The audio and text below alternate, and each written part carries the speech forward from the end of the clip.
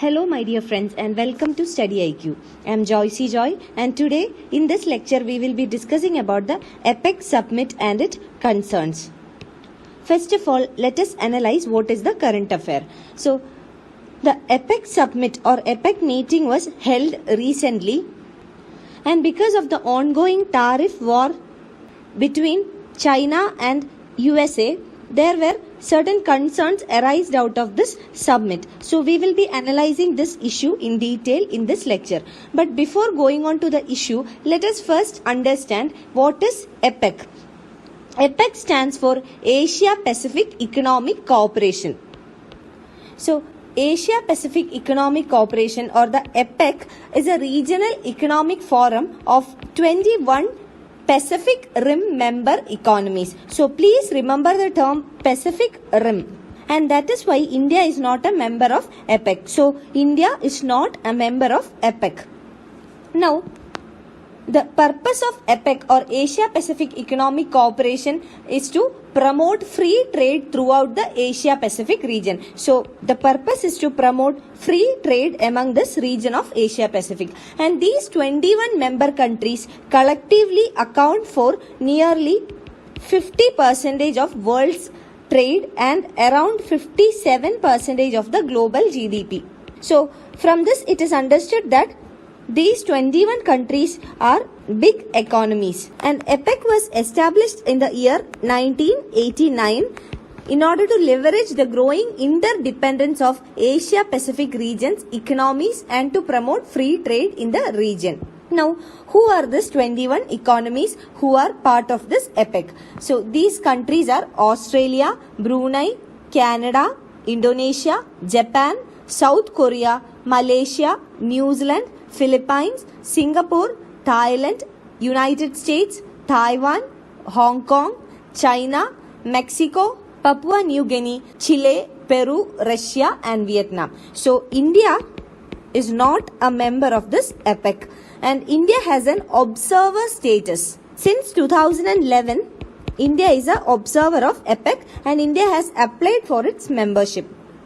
So this is in brief about APEC, and recently a summit or meeting of this APEC countries were held, and after the meeting certain concerns were brought out. So we will be discussing about those concerns and how does the future look like. Now let us understand what are the major concerns that were brought out after this summit.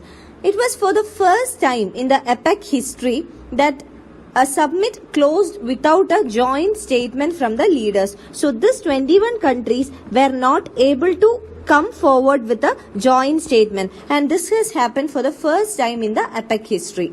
And secondly, the ongoing US-China trade war. This has led to an economic rivalry between US and China, and this have appeared to fracture the 21 nation summit into two segments. That means this ongoing trade war between US and China fragmented or divided this entire 21 countries into two fragments or segments. One fragment favoring China, the other one favoring US. So these are the two major concerns. But there are deeper issues. We will be analyzing that. Now, if we look at the history or background of US-China trade war, we will see that the source of this trade war is the America First policy of the US.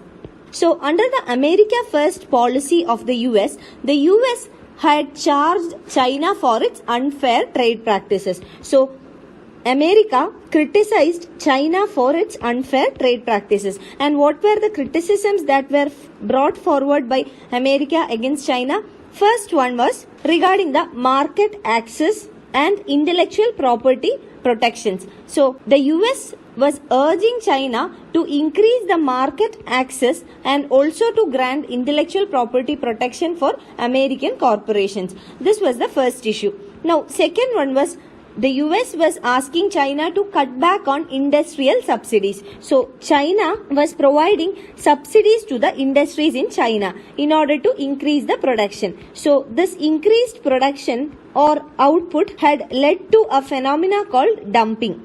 So, what is meant by dumping? Under dumping, a country will export its commodities or goods from that country into other countries at a rate cheaper than what is available at the market. So this is called dumping, and dumping is subsidized or incentivized by providing subsidies by the Chinese government to the industries or to the producers in the Chinese economy. So this was the second criticism raised by US against China. Now the third one was to bring down the trade gap to 375 billion. So these were the three things that US had asked China, and this was the background at which US had triggered a trade war against China by increasing the tariffs. And as a response to this increased tariff by the US, China also increase the tariff on US commodities. And I have discussed about the ongoing China-US trade war and its impact on Indian economy on a lecture. You can find it on StudyIQ channel or on my Facebook page. You can search for US-China trade war and impact on India. So this lecture is available on my Facebook page and also on the StudyIQ channel. Please refer to that video for better understanding of the ongoing trade war, the reasons for the trade war, and also how this is going to impact the Indian economy and other economies.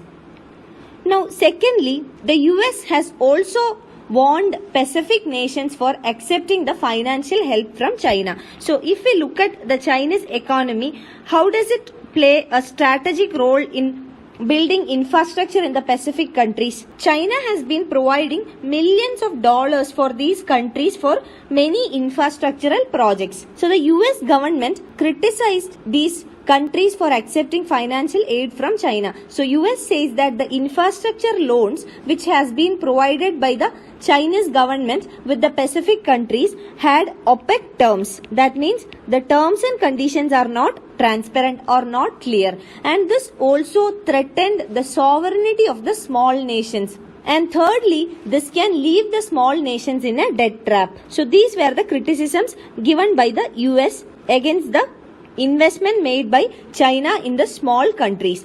Now, for example, the Belt and Road Initiative of China. China views the Asia-Pacific landscape as a means to secure economic predominance worldwide. So, this Belt and Road Initiative has very many small Asian nations as well as the US in particular. So, this is one example. So, these are the concerns or criticisms raised by US, and these are the reasons for the ongoing trade war between US and China, and also secondly the role played by China in developing infrastructure in the small nations. So this was also brought to the picture in the summit, and this led to the fragmentation of the summit into two segments almost. Now let us understand what are the effects of these concerns. The first one is the trade war. We have seen the background of the trade war. So because of many criticisms put by the US and predominantly because of the America First policy of the United States of America, the US triggered a trade war against China, and China also retaliated with an increase in the tariffs. So this ongoing tariff war has resulted in the IMF downgrading its global growth outlook for this year and the next to 3.7%. So this is 0.2 percentage points lesser than the previous forecast. So IMF predicts that the global growth will come down. So this is one effect. And secondly, if this trade war continues, eventually the global supply chains will be hit, because there will be a shrinking of trade volumes, and because of increased tariffs, what happened? The smooth flow of goods and services across different countries become difficult. Trade becomes very difficult, and this will hamper the global supply chains because the volume of trade will come down. And also the companies will have to seek out new trading routes and also new trade partners. And again, institutionally speaking, multilateral rule-making bodies like the WTO, World Trade Organization. The purpose of WTO is to ensure free flow of trade across countries. So WTO may be losing its authority because there is a dispute settlement mechanism for WTO, and this dispute settlement mechanism of WTO is responsible for settling disputes between different countries related to trade. Now we will see that with this ongoing trade war, the dispute settlement mechanism of WTO is also losing its power. So in the future, WTO may also lose its authority. The dispute settlement mechanism of the WTO had ensured a consensus-based approach in the world trade, and this started since the World War II. So after World War II, there was a consensus-based approach in world trade provided by the WTO, and it seems that the authority or dispute settlement mechanism of the WTO is losing its power or authority. Now, this is regarding the tariff war. And the second issue that was raised in this APEC summit was regarding the infrastructural loans provided by China to the small nations. So, what are the effects of such a dispute? We have seen that China is providing millions of dollars of loans for infrastructural projects in this region, and also there are concerns regarding the creation of a new Pacific Silk Road. We have seen the example of Belt and Road Initiative as well. So after the APEC summit,